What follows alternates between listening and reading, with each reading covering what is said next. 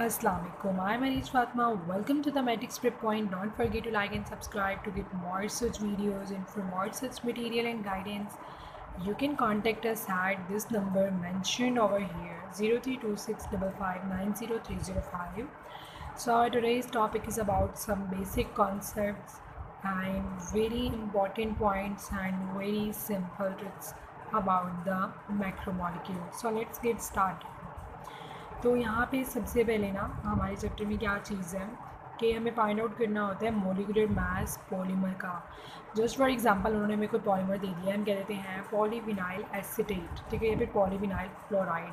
हमें कह दिया जाता है कि हमने इसका मोलिकुलर मास फाइंड आउट करना है, तो हमें इसका फार्मूला तो पता ही है।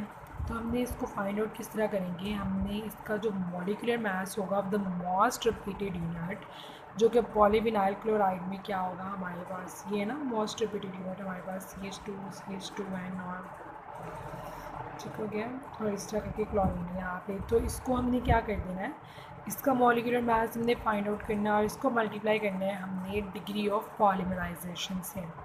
डिग्री ऑफ पॉलीमराइजेशन क्या होगी हमें ऑलरेडी गिवन होगी, हमने जस्ट इनको मल्टीप्लाई करना है, हमारे पास मोलिकुलर मास जो हमारे पूरे पॉलीमर का है वो आ जाएगा। नेक्स्ट चीज़ हमारे पास उन्होंने भी दी हुई है डिफरेंट जो पॉलीमर्स है, डिफरेंट टाइप्स ऑफ पॉलीमर्स हैं, हमने इनके बारे में देखना है कि ये बेसिक चीज़ हमने इनकी देखनी है यहाँ पे मोस्ट इम्पॉर्टेंट, कि ये बने कैसे हैं, ठीक है, कितने पॉलीमर्स से मिलकर किस तरह के।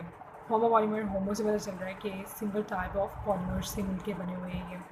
कोपॉलीमर दो डिफरेंट टाइप्स ऑफ पॉलीमर से मिलकर टर पॉलीमर, हम जिसका हमने पहले पढ़ा था ट्वाइस से भी हम यहाँ रख सकते हैं कि थ्री डिफरेंट जो होते हैं काइंड्स ऑफ पॉलीमर्स से मिलकर उनकी पॉलीमराइजेशन हुई है, तो हमारे पास बन गया टर पॉलीमर। थर्मोप्लास्टिक, इससे हम यहाँ रख सकते हैं जिस तरह प्लास्टिक होता है उसे अगर हम हीट करेंगे, गर्म करेंगे तो क्या होगा, वो पिघल जाएगा, क्या हो जाएगा, सॉफ्ट हो जाएगा, सॉफ्टन हो जाएगा रिपीटेडली व्हेन हीटेड। और अगर हम उसे कूल डाउन करेंगे तो क्या हो जाएगा, वो हमारे पास हार्डन्ड हो जाएगा। तो थर्मोप्लास्टिक को हम प्लास्टिक से यहाँ रख सकते हैं, ठीक हो गया।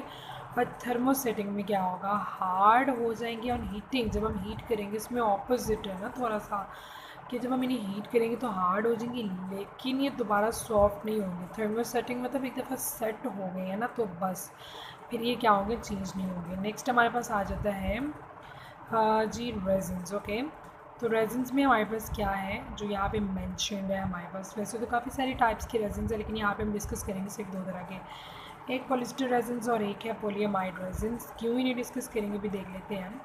अच्छा जी, तो जो पॉलिस्टर रेजिन्स है ना ये कब बनेंगे, प्रोडक्ट हैं, ये रिएक्शन होगा किसमें, अल्कोहल और एरोमेटिक बाई फंक्शनल एसिड में, तो क्या बनेगा, पॉलिस्टर रेजिन। लेकिन अगर कंडेंसेशन होगी हमारे पास पोलीअमाइंस की, किसके साथ, एलिफेटिक डाई कार्बोक्सिलिक एसिड्स के साथ, तो हमारे पास क्या बनेगा, पोलीअमाइड रेजिन।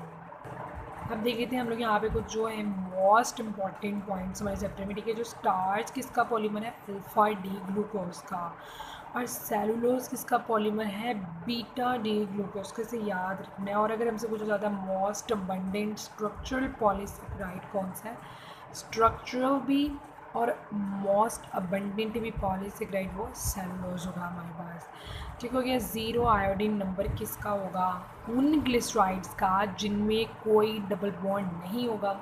एंजाइम्स किस हद तक जो है रेट ऑफ रिएक्शन इंक्रीज कर सकते हैं, 10⁻20 के फैक्टर तक।